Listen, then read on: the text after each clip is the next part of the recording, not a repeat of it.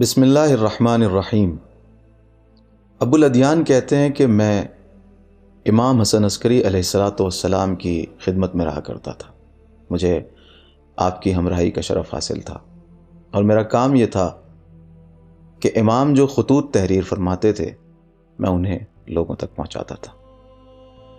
ایک دن امام حسن عسکری علیہ السلام نے مجھے طلب کیا اور فرمایا کہ یہ خطوط مدائن پہنچا دو، اور اس کام میں تمہیں 14 دن لگیں گے، اور 15ویں دن جب تم سامرہ واپس آؤ گے تو میرے گھر سے نالہ و شیون کی آواز بلند ہوگی۔ ابو الادیان سمجھ گئے کہ آپ اپنی رحلت سے باخبر کر رہے ہیں۔ ابو الادیان نے فوراً سوال کیا کہ مولا، آپ کے بعد جانشین کون ہوگا؟ آپ کے بعد امام کون ہوگا؟ تو امام نے جواب دیا کہ جو تم سے خطوط کے جوابات طلب کرے۔ ابو الادیان نے دوبارہ پوچھا کہ کوئی اور نشانی؟ تو امام نے فرمایا کہ جو میری نماز جنازہ پڑھائے۔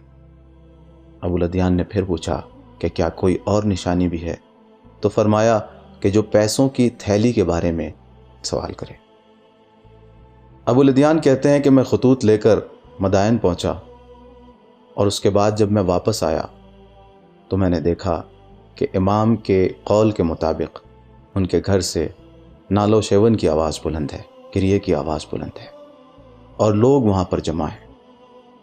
دروازے کے پاس ان کے بھائی جعفر ایک کرسی پر بیٹھے ہوئے ہیں، اور لوگ آ کر ان کی خدمت میں تعزیت پیش کر رہے ہیں اور انہیں امامت کی مبارکباد پیش کر رہے ہیں۔ میں بھی آگے بڑھا، میں نے بھی ان کی خدمت میں تعزیت پیش کی اور امامت کی مبارکباد دی، لیکن میرے ذہن میں یہ سوال گھوم رہا تھا کہ اگر یہ شخص امام ہے تو اس کا مطلب یہ ہے کہ معیار امامت تبدیل ہو گیا ہے، اس لیے کہ میں نے انہیں برے کام کرتے ہوئے دیکھا تھا۔ وہ کہتے ہیں کہ اتنی دیر میں امام حسن عسکری علیہ السلام کا غلام عقید گھر سے باہر آیا اور اس نے جعفر سے کہا کہ چلیے، جنازہ تیار ہے، تابوت تیار ہے، نماز جنازہ پڑھا دیجیے۔ جعفر ابھی تکبیر ہی کہنا چاہتے تھے کہ میں نے دیکھا کہ ایک بچہ آیا اور اس نے ان کی ابا پکڑ کر کھینچی اور کہا، چچا آپ یہاں سے ہٹ جائیے، اس لیے کہ میں اپنے بابا کی نماز جنازہ پڑھاؤں گا، میں ہی اس کام کا سزاوار ہوں۔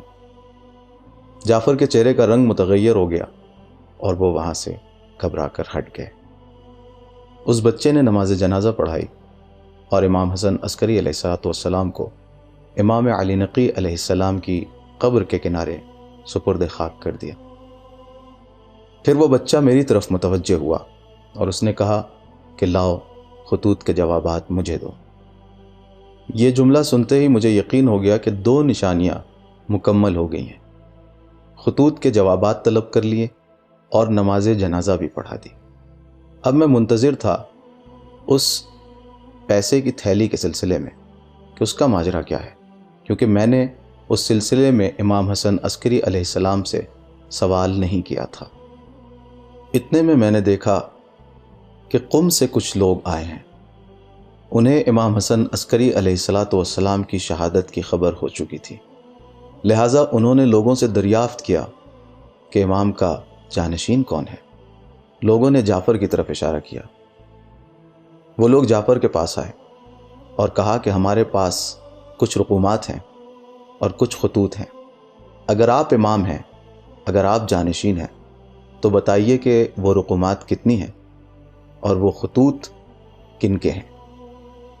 جعفر یہ سوال سن کے پریشان ہو گئے اور انہوں نے برجستہ کہا کہ میں علم غیب تھوڑی جانتا ہوں، میں کیسے بتا سکتا ہوں۔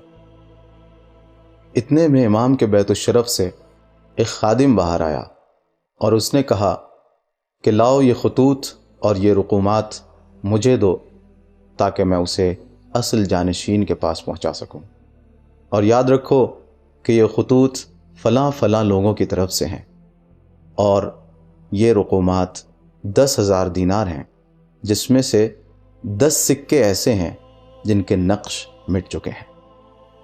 جب قم کے لوگوں نے یہ بات سنی تو حیرت میں پڑ گئے اور انہوں نے کہا کہ جس شخصیت نے تمہیں یہ رقومات حاصل کرنے کے لیے بھیجا ہے، یقیناً وہ امام کا جانشین ہے۔ جس شخصیت نے تمہیں یہ رقومات حاصل کرنے کے لیے بھیجا ہے یقیناً وہ امام کا جانشین ہے۔ سبیل میڈیا، قرآن و اہل بیت کا راستہ، کامیابی کا راستہ۔